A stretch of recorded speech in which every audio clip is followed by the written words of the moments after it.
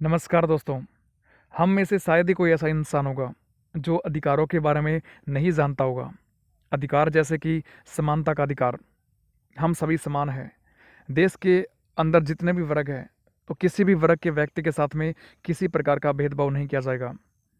देश में जो कानून बनते हैं सभी के लिए समान है। आपको देश में कहीं भी घूमने का अधिकार है। देश में कहीं भी जाके बसने का अधिकार है। आपको व्यापार करने का अधिकार है। अपनी मनपसंद का पेशा चुनने का अधिकार है। आपको बोलने का अधिकार है। अपने एक्सप्रेशंस हाव भाव व्यक्त करने का अधिकार है। धार्मिक मामलों में आपके पास आज़ादी है। आपको धर्म परिवर्तन करने का अधिकार है। शोषण के विरुद्ध अधिकार है। बेगारी, बलात्श्रम, मानव दुर्व्यापार, ये सभी इसी के अंतर्गत आते हैं और इन पे प्रतिषेध की बात की गई है। छोटे बच्चों से कोई खतरनाक काम नहीं करवाएगा। आपके पास अधिकार है। तो आखिरकार जिन भी अधिकारों की बात मैं कर रहा हूँ, वो अधिकार कहाँ से आए? वो अधिकार हमारे देश के सर्वोच्च कानून, देश के संविधान के द्वारा देश के लोगों को प्रोवाइड करवा रखे हैं। तो चलिए उन्हीं अधिकारों में से आज हम एक छोटा सा आर्टिकल पढ़ते हैं। Article number 22। अब आर्टिकल 22 कहाँ से आया? क्योंकि भारतीय संविधान के भाग नंबर 3, जो कि आर्टिकल 12 से 35 तक बात करता है, उसी के अंदर भारतीय संविधान के मौलिक अधिकारों की बात की जाती है। संविधान के द्वारा भारतीय लोगों को 6 तरह के मूल अधिकार प्रोवाइड करवा रखे हैं। उन्हीं 6 में से बात करने वाले हैं स्वतंत्रता के अधिकार के बारे में। स्वतंत्रता का अधिकार वैसे तो आर्टिकल 19 से 22 के बीच में है, लेकिन इस वीडियो में खाली हम पढ़ेंगे आर्टिकल नंबर 22 के बारे में। तो चलिए वीडियो को आगे कंटिन्यू करते हैं। आर्टिकल नंबर 22 जो बात करता है कुछ मामलों में गिरफ्तारी से संरक्षण। यहाँ पे 2 बात नोट करनी है। संरक्षण का मतलब होता है बचाव, और बात क्या की गई है? कुछ मामलों में, यानी कि जब भी कोई व्यक्ति अपराध करेगा तो सिंपल सी बात है, अपराध करने के बाद पुलिस उसको पकड़ने के लिए आएगी। तो कुछ मामलों में उसको कैसे बचाव मिलेगा गिरफ्तारी से, उसकी बात करता है। Protection from arrest in some cases. इसके अंदर वैसे तो हम 7 तरह के क्लोज पढ़ते हैं। 22 का close 1st, 2nd, 3rd, 4th, 5th, 6th and 7th। In 7 close के अंदर हम 2 तरह के पॉइंट पढ़ते हैं। एक है दंडात्मक निरोध, जिसको इंग्लिश में पुनिटिव डिटेंशन कहते हैं, और दूसरा है निवारक निरोध, जिसको इंग्लिश में प्रिवेंटिव डिटेंशन कहते हैं। तो चलिए सबसे पहले फर्स्ट वाले पॉइंट को समझने का प्रयास करते हैं। अब जिस भी व्यक्ति को यानी कि मान के चलते किसी व्यक्ति ने अपराध किया। अब जिसने अपराध किया है, यदि उसको दंडात्मक निरोध के तहत गिरफ्तार किया जाएगा, तो इसका मतलब ये है कि उस व्यक्ति की जो गिरफ्तारी है वो अपराध के बाद की गई है। यानी कि व्यक्ति पहले अपराध करेगा, अपराध करने के बाद में पुलिस के द्वारा उस व्यक्ति को गिरफ्तार किया जाएगा, अर्थात उस व्यक्ति को दंडात्मक निरोध के तहत गिरफ्तार किया गया है। अब व्यक्ति के पास में कौन कौन से अधिकार हैं? तो जब जब भी पुलिस व्यक्ति को पकड़ने के लिए आएगी, गिरफ्तार करने के लिए आएगी, तो व्यक्ति के पास में गिरफ्तारी का कारण जानने का अधिकार होगा। यानी कि वो व्यक्ति विशेष पूछ सकता है पुलिस से कि भाई आप मेरे को गिरफ्तार तो कर रहे हो, परंतु आप किस कारण से मेरे को गिरफ्तार कर रहे हो? तो पुलिस आपको वारंट दिखाएगी, गिरफ्तारी का रीज़न बताएगी कि आपने ये काम किया है, इसलिए हम आपको गिरफ्तार करने के लिए आए हैं।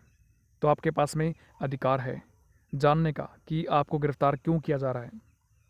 उसके बाद अपनी रुचि के अधिवक्ता से परामर्श एवं बचाव का अधिकार व्यक्ति के पास होता है।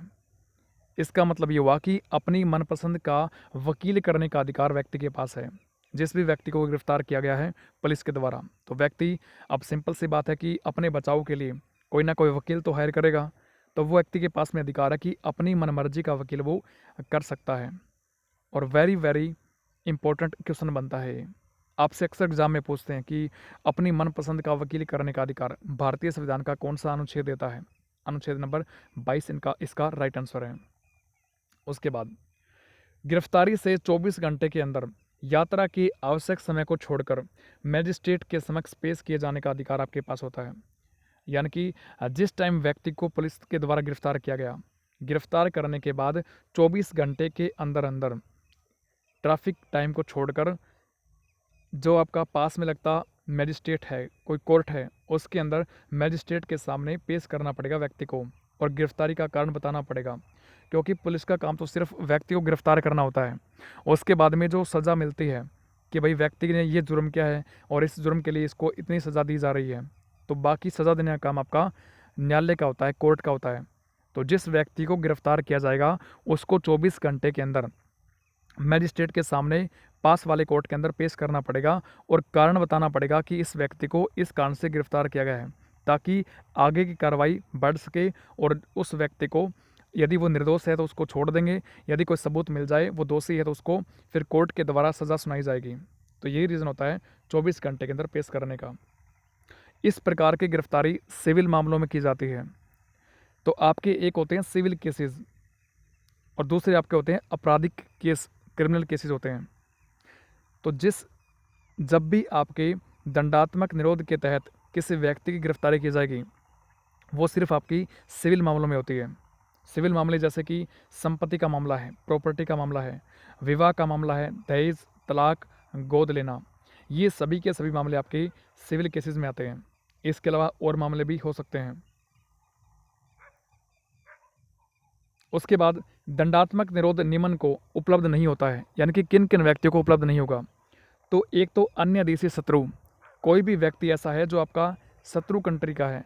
जैसे हम बात करते हैं कि आपकी पाकिस्तान कंट्री है तो हमारा शत्रु देश है, तो उसमें से कोई व्यक्ति भारत में काम करता है, निवास करता है, और वो यदि ऐसा कोई काम करता है तो उसके अंदर आपको दंडात्मक निरोध के तहत गिरफ्तार नहीं किया जाएगा।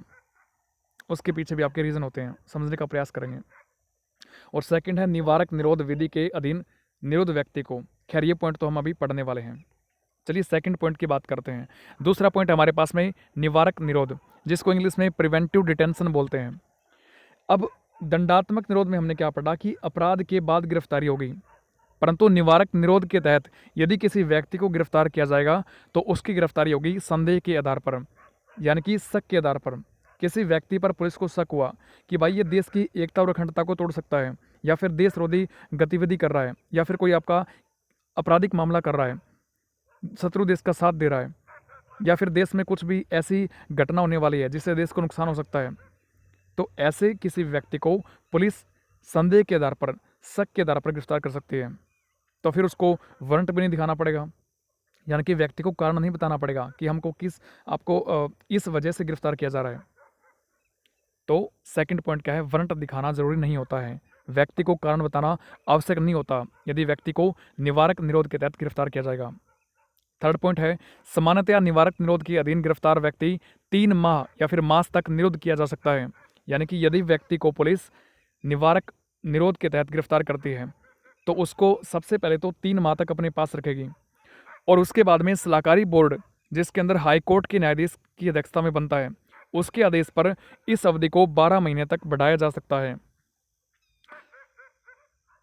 24 घंटे के भीतर मजिस्ट्रेट के समक्ष पेश करना जरूरी नहीं होता है, क्योंकि जिस भी व्यक्ति को निवारक निरोध के तहत गिरफ्तार किया जाएगा, अब मान के चलते हैं कि ऐसी कोई आतंकवादी घटना भारत के अंदर घटने वाली है, अपने देश की बात करते हैं, तो यदि कोई व्यक्ति ऐसा है जो लिप्त है उस आतंकवादी घटना में, तो इसका मतलब क्या हुआ कि पुलिस यदि उस व्यक्ति को गिरफ्तार करने जाएगी तो उसको वारंट थोड़ी दिखाएगी कि भैया ये लो वारंट, हम आपको गिरफ्तार करने आए हैं। क्योंकि यदि आतंकवादी घटना भारत के अंदर घटने वाली है तो इसका स्पष्ट मतलब है कि सामने वाला कोई आतंकवादी हो सकता है। अब आतंकवादी के साथ में कोई साथ दे रहा है तो वो भी आतंकवादी है, और जब पुलिस उसको गिरफ्तार करने जाएगी तो स्वागत आपका वो कोई फूल से थोड़ी करेगा, वो आपका बंदूकों से स्वागत करेगा। तो इस कारण से पुलिस भी क्या करती है, उसको शक हो गया किसी पे कि भाई ये आतंकवादी घटना होने वाली है और इसके अंदर ये लोग आपके लिप्त है, तो उनको शक के आधार पर गिरफ्तार कर लेगी। अब गिरफ्तार कर लेगी तो उसके बाद में जांच समिति बैठती है जो कि जांच करती है कि भैया कैसे कैसे घटना होने वाली है, कौन कौन इसके अंदर शामिल है, और क्या क्या इसके अलावा अन्य सोर्स हो सकते हैं, तो सब कुछ जांच करती है। तो उसमें टाइम लगता है। तो इसमें ज़रूरी नहीं होता है कि शक के आधार पर किसी को गिरफ्तार किया गया है तो उसको 24 घंटे के अंदर न्यायालय में पेश कर दो, ऐसा ज़रूरी नहीं होता है। तो उस व्यक्ति को 3 मास, यानी कि सबसे पहले 3 महीने तक अपने पास पुलिस रखेगी। रखने के बाद में जांच आपकी चलती रहेगी साथ साथ में, और यदि आवश्यकता पड़ी, जांच कंप्लीट नहीं हो पाती है, तो एक सलाहकारी बोर्ड बनता है। इस बोर्ड के अंदर हाई कोर्ट के जो आपके वर्तमान न्यायाधीश है या फिर जो रिटायर हो चुके जज हैं उनको शामिल किया जाता है। उनकी अध्यक्षता में बोर्ड बनता है, और उनके आदेश के बाद में जो आपकी 3 माह वाली अवधि है इसको बढ़ाकर 12 महीने किया जा सकता है। और ऐसा कब होगा सर? ऐसा तो क्रिमिनल मामलों में ऐसा होता है। अब एक साइड अपने सिविल मामले पढ़े, चाहे कोई प्रॉपर्टी का मामला है, विवाह का मामला है, दहेज का मामला है, गोद लेने का मामला है, तलाक का मामला है, ये इन मामलों में ना जान माल की हानि नहीं होती है। लेकिन आपकी लूटपाट, डकैती हो गई, किसी का मर्डर कर दिया, तो ऐसे मामलों में जान माल की हानि होती है। तो ये आपके क्रिमिनल केसेस के अंदर आते हैं। अब आपसे कई बार क्वेश्चन पूछता है कि निवारक निरोध किस सूची का विषय है। तो खैर सूचियों का टॉपिक तो हम अलग से पढ़ेंगे। आपकी जो 3 टाइप की सूचियाँ होती है, संघ सूची, राज्य सूची, संवर्ती सूची। और संवर्ती सूची के अंदर जो कानून बनते हैं उसको, उन कानूनों को बनाने के लिए आपका राज्य भी बना सकता है और आपका केंद्र सरकार भी बना सकती है। दोनों के पास में अधिकार होता है। जो भी विषय संघ सूची के हैं, संवर्ती सूची के हैं, तो उन संवर्ती सूची के विषयों पर कानून राज्य केंद्र दोनों बना सकते हैं। तो जो आपका निवारक निरोध होता है, ये आपका संवर्ती सूची का विषय है। इसके संबंध में कानून देश की सरकार बना सकती है और राज्य की सरकार भी बना सकती है। इसके अंतर्गत बने कुछ कानून ऐसे हैं, जैसे 1950 के अंदर बना निवारक निरोध अधिनियम, जिसको 1969 में समाप्त कर दिया गया। उसके बाद में आया आंतरिक सुरक्षा व्यवस्था अधिनियम, जिसको मीसा बोलते हैं, 1971 में आया। निवारक निरोध अधिनियम को समाप्त करके इसके स्थान पर लाया गया मीसा, इसको भी 1979 में समाप्त कर दिया। फिर आपका एक 1980 में आया राष्ट्रीय सुरक्षा कानून, जिसको हम शॉर्ट फॉर्म में रासुका के नाम से जानते हैं। उसके बाद में कई बार हम पढ़ते हैं, सुनते हैं, टाडा 1985 का है, जिसको बाद में 1995 में समाप्त कर दिया। एक पोटा पढ़ते हैं 2002, है ना, आतंकवादी निरोध अधिनियम बोलते हैं इसको, पोटा। और पिछली क्लास के अंदर हमने पढ़ा आर्टिकल नंबर 108, जो कि संबंधित था आपका संसद की संयुक्त बैठक से। तो आज तक संसद की 3 बार संयुक्त बैठक बुलाई जा चुकी है, जिसके अंदर लोकसभा और राज्यसभा के मेंबर साथ साथ बैठते हैं। तो तीसरी और अंतिम बार जो आपकी संयुक्त बैठक बुलाई गई, वो आपकी पोटा अधिनियम जो आपका है 2002 का, इसी के संबंध में बुलाई गई थी 26 मार्च 2002 को। उस टाइम पे आपके देश के पीएम थे अटल बिहारी वाजपेयी। तो खैर आज की वीडियो में हमने क्या पढ़ा, आज हमने पढ़ा आर्टिकल नंबर 22 को। आशा करता हूँ आपको अच्छे से समझ आया होगा। मिलते हैं नेक्स्ट वीडियो के अंदर, तब तक के लिए सभी को जय हिंद, सभी को राम राम।